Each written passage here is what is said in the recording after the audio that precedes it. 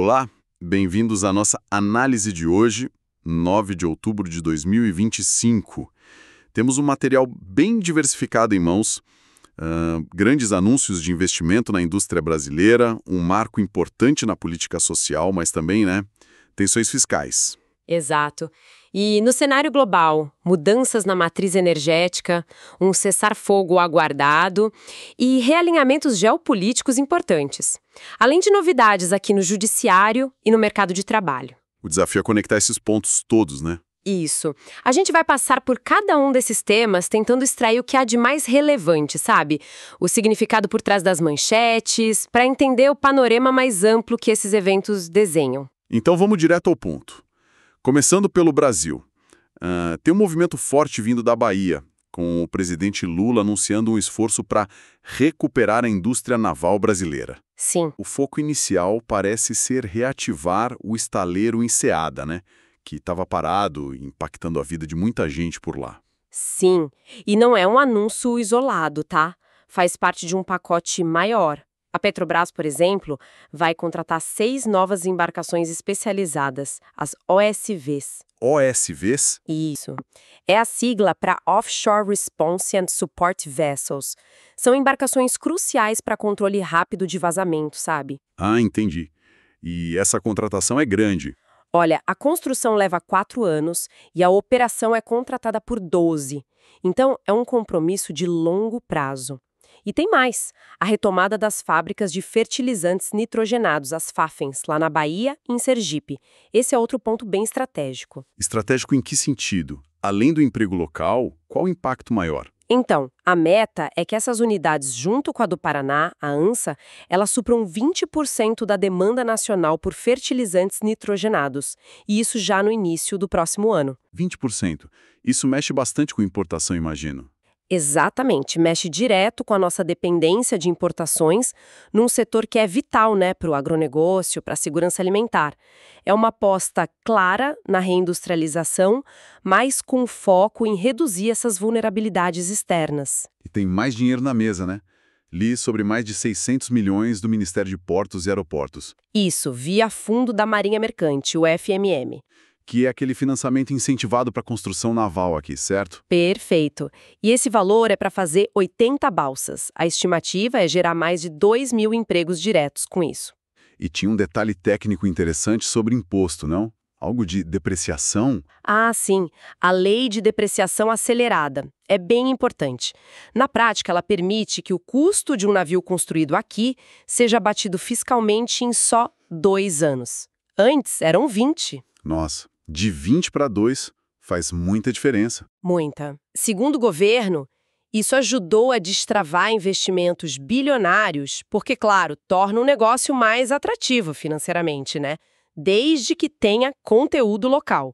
É um incentivo fiscal bem direto para estimular a produção nacional mesmo.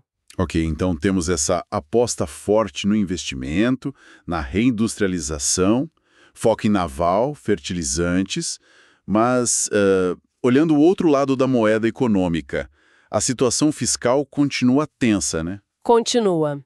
A gente viu a reação forte do ministro Haddad à rejeição daquela medida provisória no Congresso. Exatamente. Aquela MP era a alternativa do governo para não aumentar o IOF, e buscava 17 bilhões para 2026. A mira, segundo o próprio ministro, eram bilionários, bancos e bets, as apostas eletrônicas. E ele foi duro na crítica. Foi. O ponto central da fala dele foi classificar a derrubada como uma escolha consciente do lobby dos privilegiados.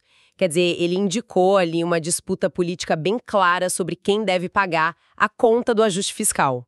E qual o impacto prático dessa derrubada? Para onde vai essa conta agora? Bom, o impacto imediato é um buraco fiscal.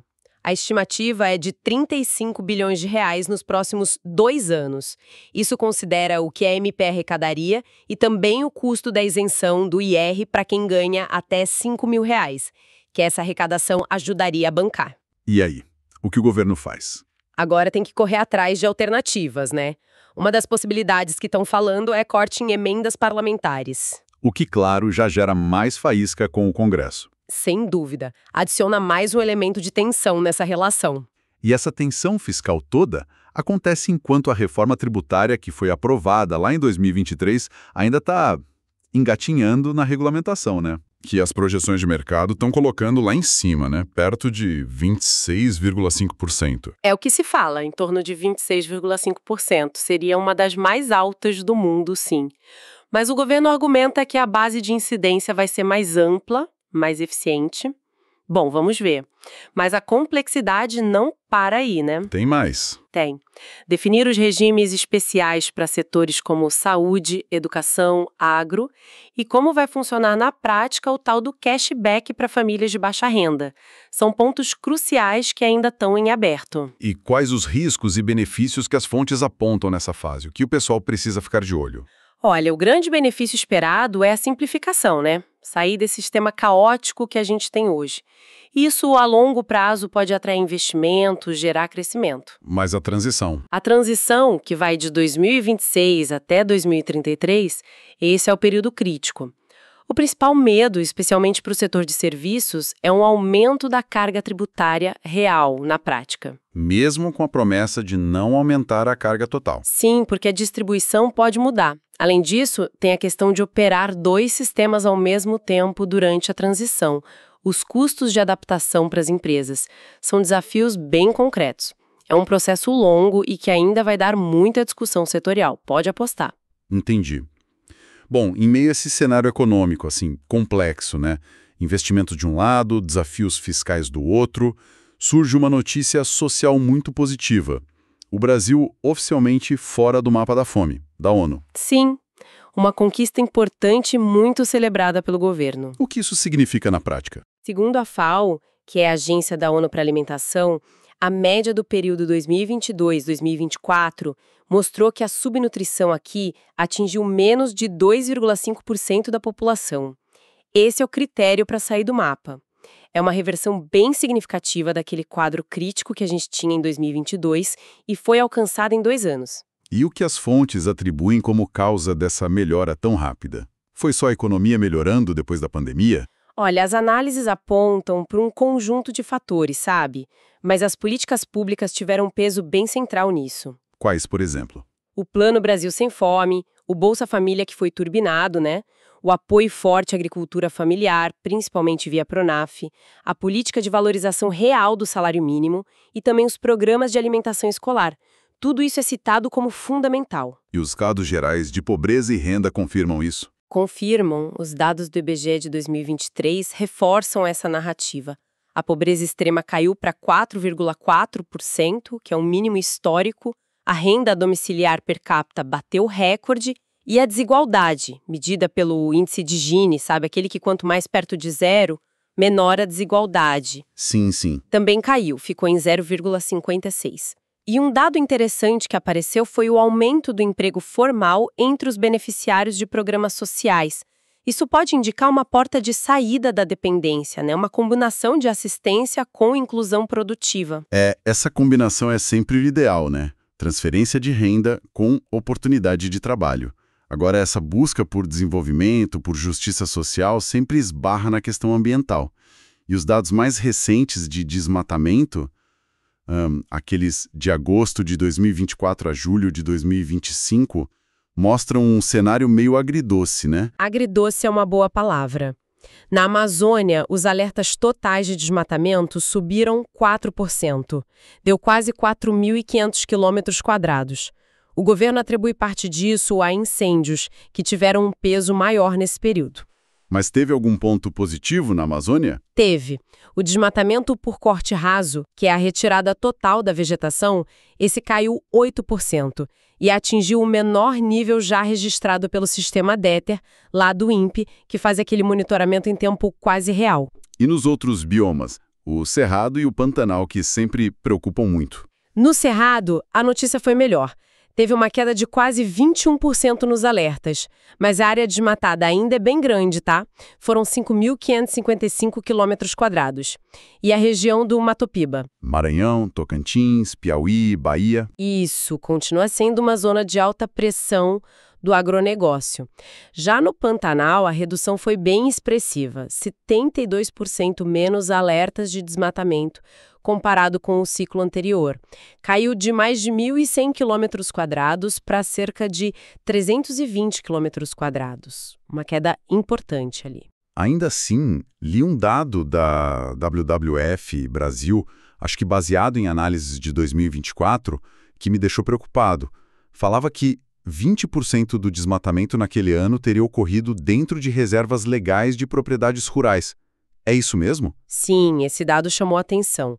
E tem mais. Mais de 90% do desmatamento total no país, segundo essa análise, teria indícios de ilegalidade. O que isso mostra? Que o problema não é só avançar em área nova, mas descumprir a lei dentro do que já está ocupado. Exatamente. Mostra que a fiscalização ambiental e a implementação efetiva do Código Florestal ainda são gargalos enormes. Não basta ter a lei no papel, né? Precisa garantir que ela seja cumprida lá no campo. E isso exige recurso, tecnologia, vontade política contínua. É um desafio persistente. E enquanto a gente discute os desafios ambientais aqui, o cenário energético global vive uma transformação silenciosa, talvez, mas histórica. Pela primeira vez, a geração de energia renovável superou a de carvão no mundo. É um marco, sem dúvida. Os dados da Ember, que é um think tank focado em energia, mostram isso. No primeiro semestre de 2025, as renováveis responderam por 34,3% da eletricidade global. O carvão ficou com 33,1%. É uma virada simbólica, mas também estrutural, muito forte. E a grande estrela dessa virada, pelo que eu vi, é a energia solar, certo? Com certeza. O crescimento foi de 31% globalmente e tem aquele número que sempre impressiona. O do custo, que caiu 99,9% desde 1975. É quase inacreditável pensar nisso. Pois é. E mais que impressionante, essa queda brutal de custo é o que torna essa virada contra o carvão economicamente viável. Entende? Não é só uma questão ambiental, passou a ser uma questão econômica também. E quem está puxando isso? A China puxa forte essa expansão solar, responde por mais da metade do crescimento global, mas o Brasil também contribuiu significativamente, tá? Com 3,2% desse avanço. Isso está mudando o jogo da economia global de energia. E essa transformação energética global não é só teoria, né? Ela já está redesenhando o mercado de trabalho aqui no Brasil. Com certeza. As fontes que a gente analisou indicam claramente uma valorização crescente de profissões ligadas a energias renováveis, engenharia, instalação, manutenção e a toda a cadeia da sustentabilidade, como gestão ambiental, economia verde. É uma demanda por novas competências que só tende a crescer. Mas nem tudo são flores nessa transição, né? A Agência Internacional de Energia, a AIE, soltou um alerta sobre novas vulnerabilidades na segurança energética global. Exato. Mesmo o mundo estando, em tese, mais preparado do que na crise do petróleo lá dos anos 70. Surgiram novos riscos. Isso. A AIE aponta algumas coisas. Ameaças cibernéticas cada vez mais sofisticadas às redes elétricas, o impacto crescente de eventos climáticos extremos, como secas e tempestades, na geração e distribuição, e também a concentração da cadeia de suprimentos de tecnologias limpas. Tipo, depender de poucos países para minerais de bateria, painel solar? Exatamente. Isso cria um novo tipo de vulnerabilidade geopolítica. Não é mais só o petróleo. E como o Brasil se encaixa nesse cenário de riscos? Nossa matriz já é bem renovável. Isso não nos protege um pouco? Protege em parte, sim. Nossa forte base hidrelétrica e o crescimento da eólica e da solar são vantagens claras. Mas a própria dependência da água nos deixa vulneráveis a secas prolongadas, como a gente já viu acontecer. Então, o que precisa ser feito? Por isso, modernizar as linhas de transmissão, para integrar melhor as diferentes fontes, né? E investir pesado em tecnologias de armazenamento de energia, como baterias de grande porte. Isso é visto como crucial para dar mais resiliência, mais segurança para o nosso sistema elétrico.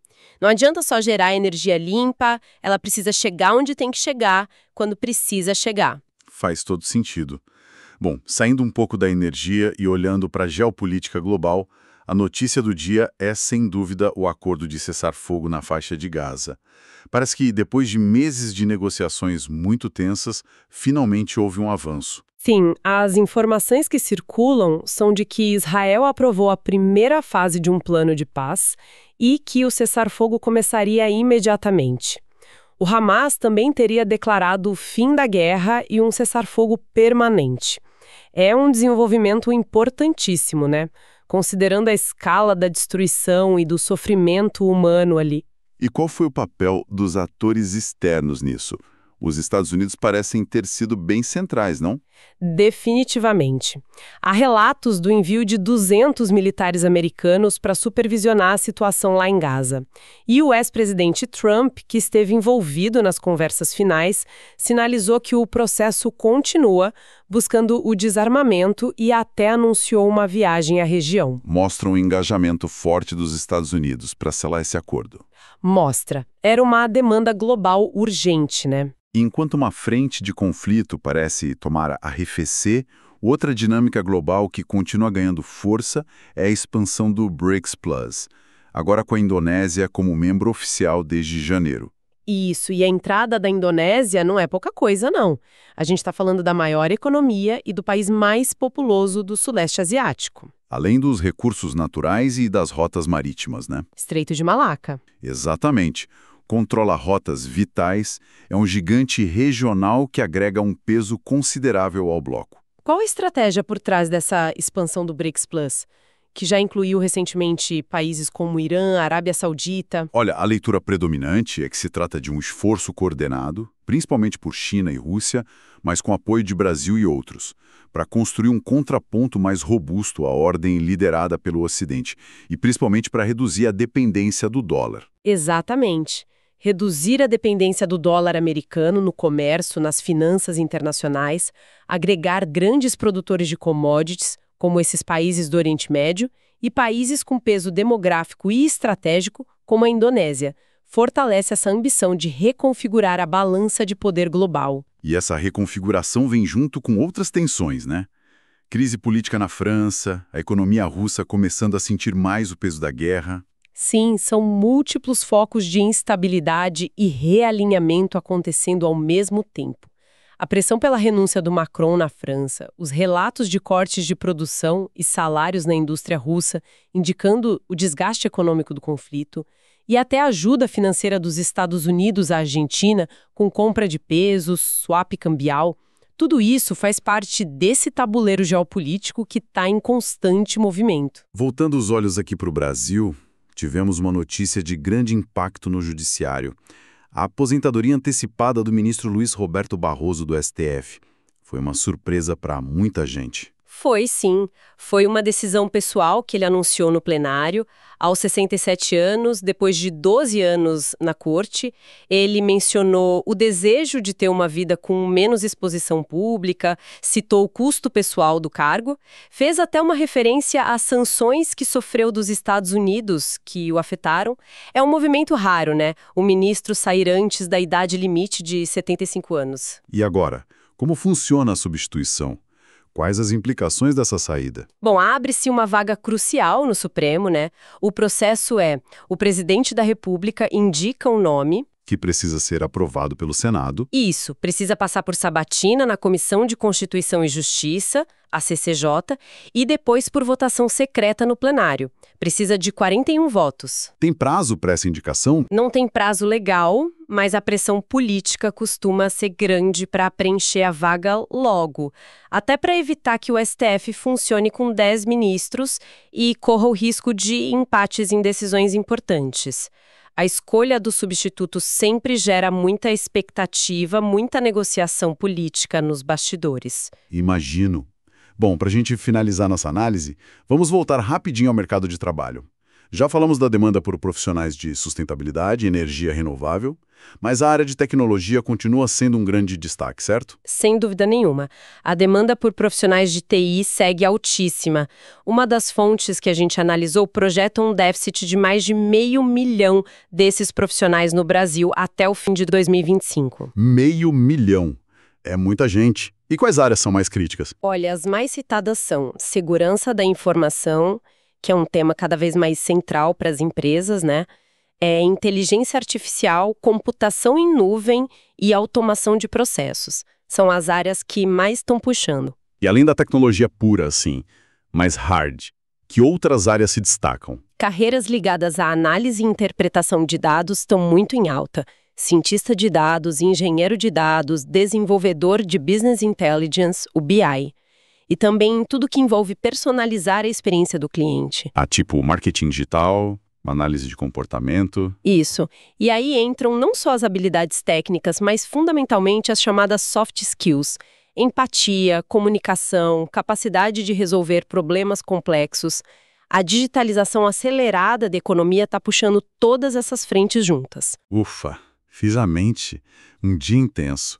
Quanta coisa, né? Da aposta na indústria naval lá na Bahia à saída do mapa da fome, que é uma conquista social inegável, da tensão fiscal aqui em Brasília à aposentadoria no STF, do marco global das renováveis superando o carvão ao esperado cessar-fogo em Gaza, da expansão do BRICS Plus à demanda incessante por profissionais de tecnologia.